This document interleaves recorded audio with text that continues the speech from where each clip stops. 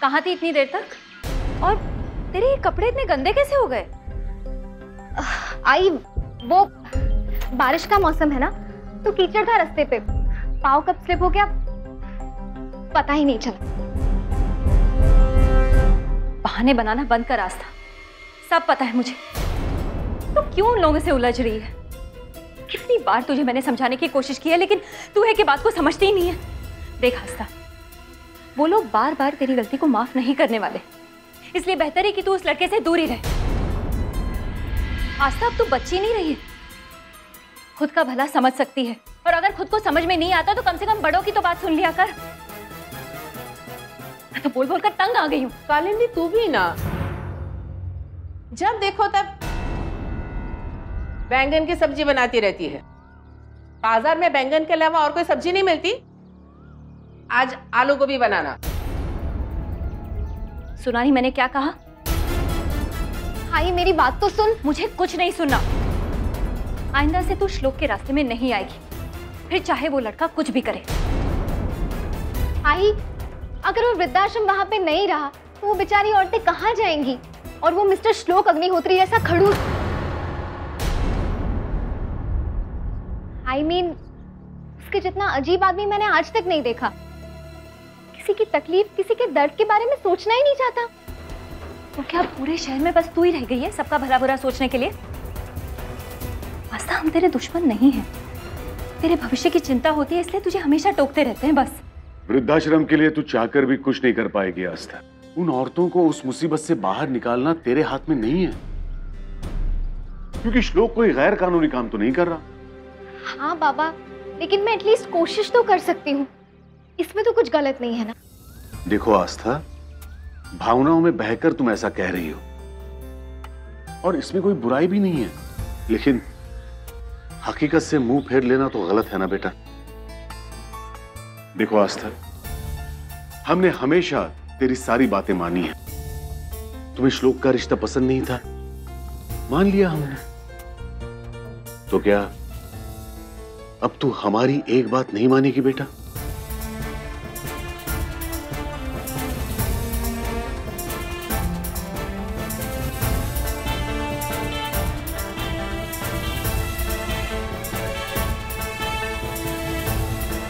इसी में सबकी भलाई है आस्था।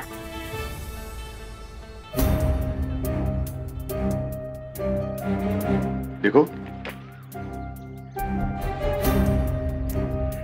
तेरे सारे सर्टिफिकेट्स इस फाइल में मैंने लगा दिए हैं, देख लेना। जी।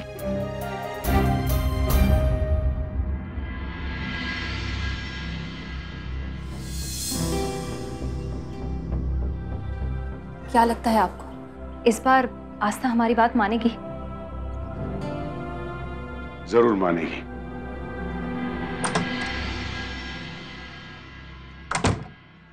मुझ पे गुस्सा कर दे, मेरी गलती होती ना।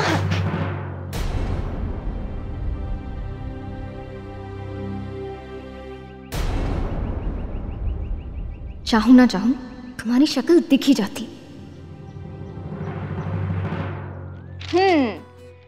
तो मिस्टर श्लोक अग्निहोत्री, क्या बात है, आज तुम मेरे घर आए हो, तब तो फिर आपका स्वागत भी होना चाहिए, वो भी अच्छा वाला, है ना? तो क्या किया जाए?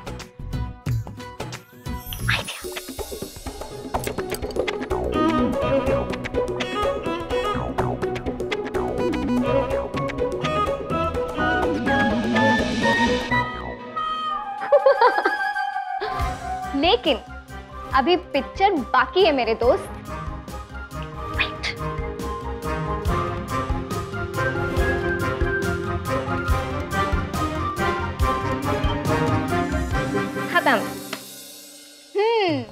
तो अब जाके बना है असली काना डाकू। तुम्हें क्या लगता है, तुम मेरी सहेलियों को आश्रम से बेघर कर दोगे? मिस्टर श्लोक अग्निहोत्री, मैं तुम्हें अभी इसी वक्त मेरे घर से बेघर करती हूँ।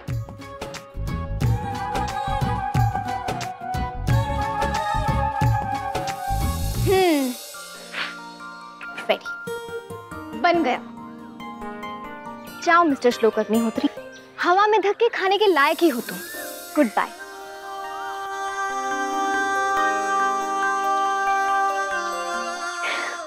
कौन किस लायक है बहुत जल्दी पता चल जाएगा।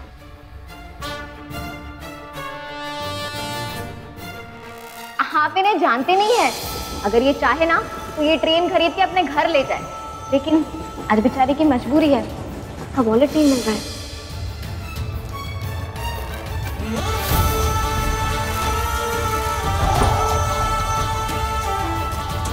ओ हेलो, तुम्हारा वॉलेट। मिस्टर श्लोक, मैं सिर्फ एक बात कहना चाहती हूँ तुमसे, मैं किसी को भी ये जगह नहीं लेने दूंगी। बहुत ज्यादा अकड़ है ना उस लड़की में, उसे तो मैं ही सीधा करूंगा। पापा, उस अकड़ू को थोड़ी सी अक्ल और मुझे अपना मोदक दे दो, यानी कि आश्रम।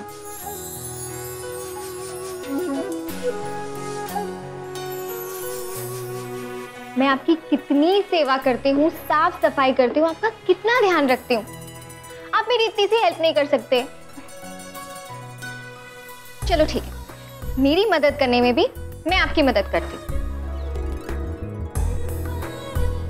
ये 2 सिक्के, ये वाला मेरी नौकरी के लिए और ये आश्रम के लिए। दोनों में से जो भी पहले गिरेगा मैं वही करूंगा।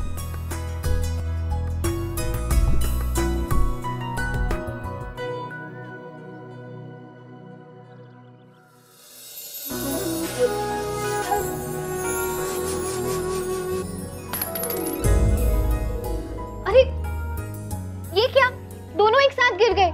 अब इसका क्या मतलब है पापा? इसका मतलब ये है कि मुझे दोनों में से एक भी काम नहीं करना, या फिर मुझे दोनों काम करने हैं? मैं समझ गई, आप चाहते हैं कल मैं इंटरव्यू के लिए भी जाऊं और अपनी सहेलियों की हेल्प भी करूं, है ना? ठीक है, लेकिन उस खड़ूस कानी डाकू का क्या? मिस्टर श्लोक अग्निहोत्री, उसका क्या करूं मैं? पर होगा वही जो मैं चाहता हूं।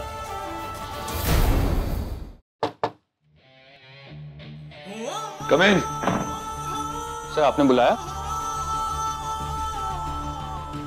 हाँ सुरेश, मैंने कार में तुमसे जो कुछ भी कहा उसे अंजाम देने का वक्त आ चुका है।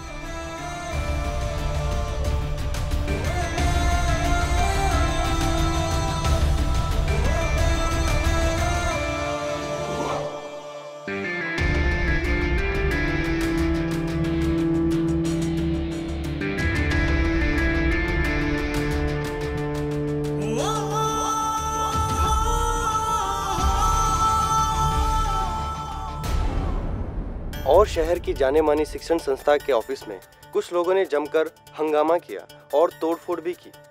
एक छात्रा को बिना कारण निकाले जाने की बात जब श्लोक अग्निहोत्री के सम्मान समारोह में सबके सामने आई तो उसी से नाराज होकर भीड़ ने आज श्लोक अग्निहोत्री के खिलाफ नारे लगाकर अपना विरोध जताया। ये तस्वीर जो आप देख रहे हैं ये श्लोक अग्निहोत्री के ऑफिस के हैं। ये तो वही लड़की है, क्या नाम था इसका? आस्था। आज आश्रम में भी थी ये लड़की। आश्रम में भी आई थी? जी, और श्लोक तो इसको देखते ही अपसेट हो गया, वहां भी श्लोक से उलझ गई। कहने लगी कि आश्रम तो यहाँ से हटेगा नहीं, आपने जो करना है कर लीजिए। मुझे डर है कि कहीं इस लड़की की वजह से हमारा काम ना अटक जाए। लेकिन आप फिक्र मत करो, मैं इससे बात करूंगा। 1 मिनट में उसके दिमाग से नेतागिरी का भूत उतार के सीधा कर दूंगा उसको। जावई बाबू, जोश में होश खो देना अच्छी बात नहीं है। मैं जानता हूं, मगर जब अपनों को परेशानी होगी तो खून तो खौलेगा ही ना। अच्छा, मैं देख कर आता हूँ कि श्लोक का मूड ठीक हुआ या नहीं। श्लोक वैसे ही पसंद नहीं करता जावई बापू को, कहीं कोई उल्टा जवाब ना दे दे।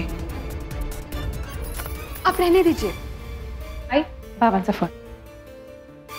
जी हेलो,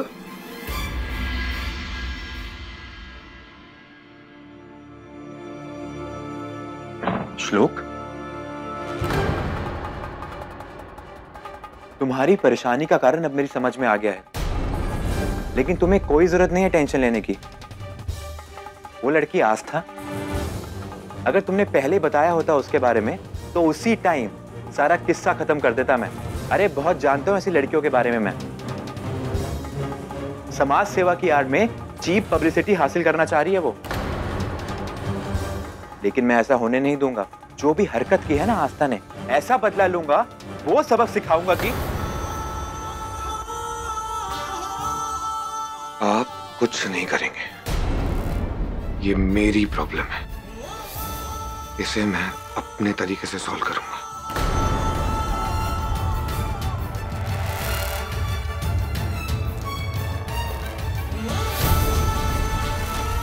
किसी और को मेरे मामले में दखल देके हीरो बनने की जरूरत नहीं है।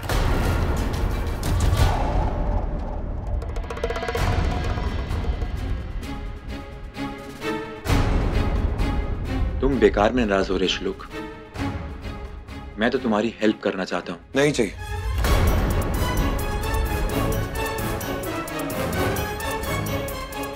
और हाँ, किसी और के कमरे में बिना नॉक किए आना सही बात नहीं है।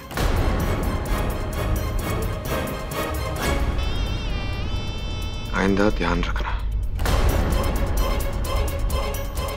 और अब आपको पता है कि आपको क्या करना है। Excuse me.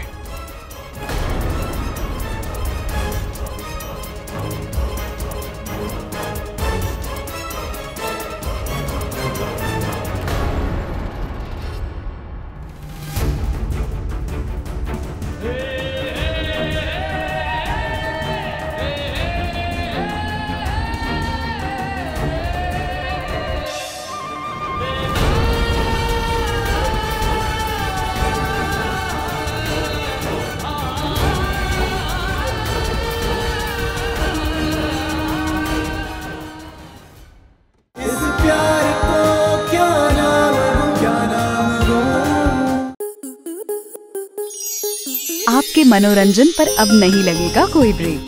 स्टार प्लस के बेहतरीन शोज देखने के लिए लाइक, शेयर और सब्सक्राइब करें स्टार प्लस यूट्यूब पेज को।